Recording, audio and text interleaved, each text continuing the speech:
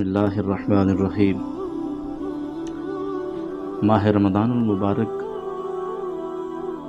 کی آمد ہے کہ وہ بھلائیوں والا، وہ رحمتوں والا مہینہ آنے والا ہے جس میں ہر ایک رب ذوالجلال کی رحمت کو حاصل کرتا ہے، پاتا ہے، اللہ کا قرب حاصل کرتا ہے۔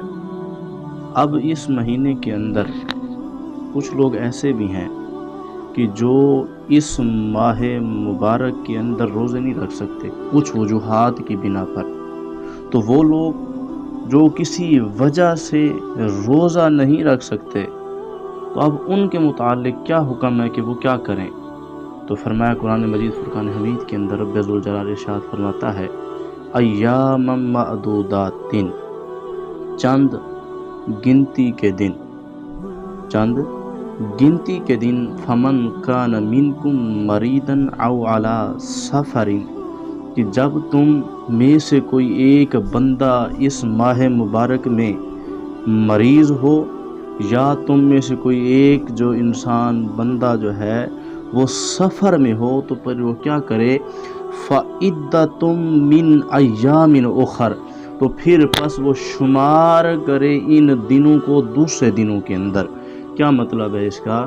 کہ اگر کوئی بندہ اس ماہ مبارک کے اندر، رمضان المبارک کے اندر جو ہے وہ یا تو مریض ہے یا سفر میں ہے، مرض کی بنا پر یا سفر کی بنا پر روزے نہیں رکھ سکتا، تو فرمایا اس کے لیے کیا حکم ہے؟ فرمایا کہ وہ کیا کرے؟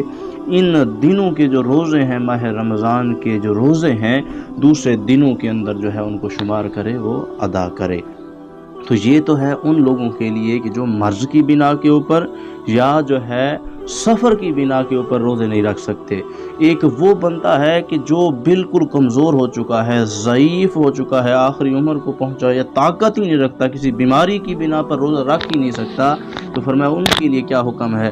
قرآن مجید فرقان حمید ارشاد فرماتا ہے وَعَلَى الَّذِينَ يُطِيقُونَهُ فِدْيَةٌ طَعَامُ مِسْكِينٍ، فرمایا کہ وہ لوگ جو طاقت نہیں رکھتے، وَعَلَى الَّذِينَ، اور ان لوگوں کے اوپر وہ جو طاقت نہیں رکھتے کس چیز کی؟ کہ روزہ رکھ سکیں، فرمایا وہ کیا کریں؟ فِدْيَةٌ طَعَامُ مِسْكِينٍ، کہ وہ مسکین کو وہ کھانا کھلائیں۔ وہ کیا کریں؟ وہ مساکین کو جو ہے وہ کھانا کھلائیں۔ تو فرمایا یہ کیا ہے؟ فَمَن تَطَوَّعَ خَيْرًا فَهُوَ خَيْرٌ لَهُ، فرمایا تو یہ عمل جو کرنا ہے، پھر جو زیادہ، فمن تطوع، پس جو زیادہ بھلائی کرے گا، پس وہ اس کے لیے وہ زیادہ بہتر ہے کہ وہ کیا کرے کہ اگر وہ روزہ نہیں رکھ سکتا تو وہ کیا کرے؟ اپنے روزے کا فدیہ جو ہے کسی مسکین کو پیٹ بھر کے جو ہے وہ کیا کرے؟ اس کو کھانا کھلا دے۔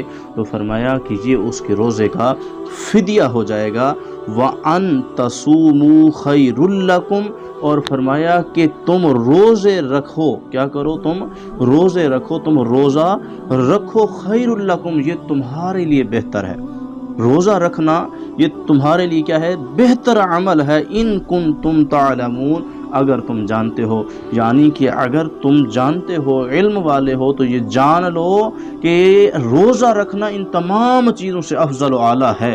ہاں اگر تم روزہ نہیں رکھ سکتے تو پھر ان وجوہات کے اوپر جو ہے کہ تم جا کیا کرو کہ دوسرے دنوں کے اندر روزوں کو شمار کرو ماہ رمضان کے، یا تو پھر ان دنوں کے جو روزے ہیں ان کا فدیہ دو کہ تم روزہ رکھنے کے اوپر قادر نہیں ہو، کیونکہ یہ مہینہ بڑا رحمتوں والا مہینہ ہے، اللہ کے قریب ہونے کا یہ ایک مہینہ ہے کہ ہمیں جتنا ہو سکے اس مہینے کے اندر رب کو راضی کر کے رب کے قرب کو حاصل کرنا ہے۔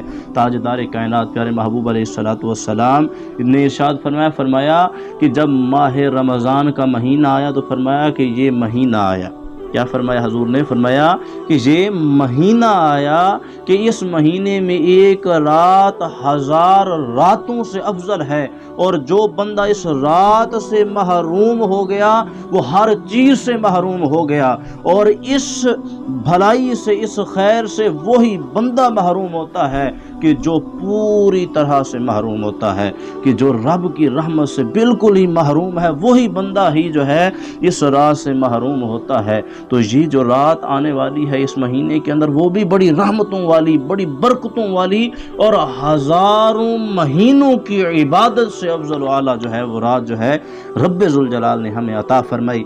پیارے محبوب علیہ الصلوۃ والسلام نے ارشاد فرمایا کہ جب ماہ رمضان کا مہینہ آئے تو کیا کرو تم لوگ، صدقات و خیرات کرو۔